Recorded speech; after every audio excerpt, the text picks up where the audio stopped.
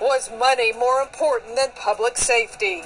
I got pulled over 5 times within 4 days. Do the changes go far enough? Our goal is to have a Brookside Police Department that treats everyone with dignity and respect. Brookside in the spotlight. We're just a tight community. But policing for profit stretches across the country.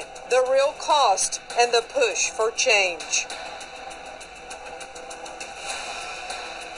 Good evening. 3 years after we first heard the complaints about Brookside's aggressive ticketing traps, many are still asking who will be held accountable for the pain and financial losses that drivers faced. Have changes gone far enough? Intimidation, shakedowns, harassment, too many accounts to dismiss as just disgruntled ticketed drivers. We begin with how the tiny town of Brookside grew to become the poster child for policing for profit. She left her out here by herself, man. She was abandoned right here. We're going to deal with this. What's your name? What's your name? A young woman left stranded on the side of the road after Brookside police pulled her over. Go ahead and step out of the vehicle for me, please. Why do I have to step out of the vehicle? You're failing to answer my questions. Go ahead and step out of the vehicle. How do I fail to answer your questions? I don't have to answer your questions. Put your hands behind your back. Okay? You don't have to make this hard, sir. Oh, my gosh. Unsettling, terrifying encounters with police.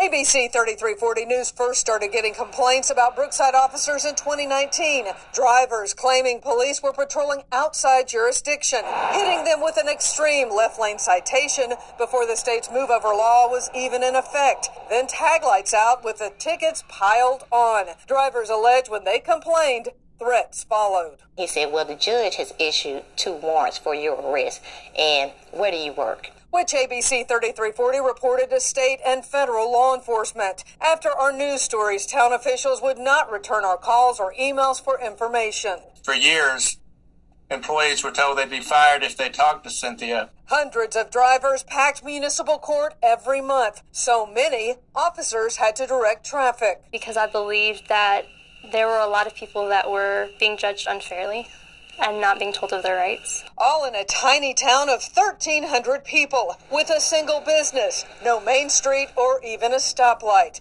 It was a police force that grew from a single officer to 14. Chief Mike Jones transforming the department's look and mission. Blacked out vehicles, officers dressed in SWAT-like uniforms who wouldn't even sign their names to tickets. A tank and SWAT unit, even a canine named Cash. Although major crime here was virtually non-existent, on social media, Chief Jones painted his town as a drug-infested, crime-ridden community that needed his force's protection. And the money from what many called excessive, unjustified ticketing rolled in, the money accounting for 50% of the town's budget. But a lot of small towns operate on that model.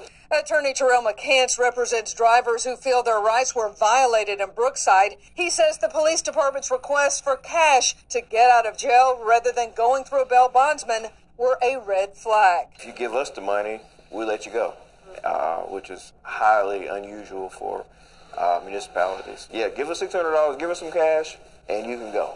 In 2022, an explosive report from AL.com blew the lid off the town's practices, and Brookside leadership could no longer ignore the complaints. When I started the mayor position in November, it was clear that we needed to take steps in addressing the policing issues. Chief Mike Jones resigned. The town appointed a new judge, at least for now. Patrols on I-22 stopped, and a new chief took over, promising change. With strong rules and regulations, we hope and we pray with the help of our citizens that we'll get it right this time. A scathing state audit found the town's finances, record-keeping, and evidence in disarray. And many other investigations were launched, those findings still not in. Anyone who gets a ticket gripes about the cost. Most of us just pay up and move on. But when we sat in on Brookside's municipal court 2 years ago and heard the fines and fees stacked on defendants in the thousands of dollars, it was alarming. How would those who are poor, have children just scraping by, afford to pay up? And how would the court records affect their lives?